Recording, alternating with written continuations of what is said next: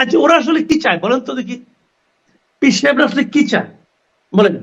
পাবেন না, খুঁজে পাবেন না কিছু। যাই দিবেন তার দুই তিন রকম ঠিক না, কারণ তারা চায় হলো সবসময় বাংলাদেশে একটা অস্থিরতা লেগে থাকুক। এই অস্থিরতার জন্য আপনি দেখবেন পিনাকি সাহেবের কথা দেখবেন, আলহামদুলিল্লাহ বিসমিল্লাহ আল্লাহর নামে শুরু করিলাম, তার কথাগুলো শেষ নাই। উনি ইসলামের জন্য জান প্রাণ দিয়ে দিচ্ছেন, দিচ্ছেন দিচ্ছেন না।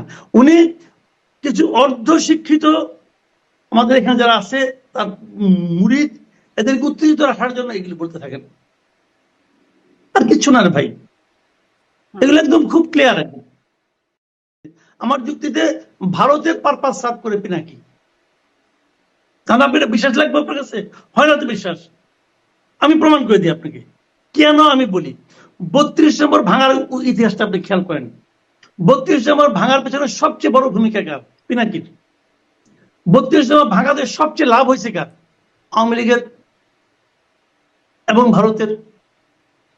32 নম্বর ভাঙাতে মানুষের কাছে আওয়ামী লীগ সবচেয়ে বেশি সিম্পেথি পেয়েছে, সাধারণ মানুষ পছন্দ করে না এটাকে, একদম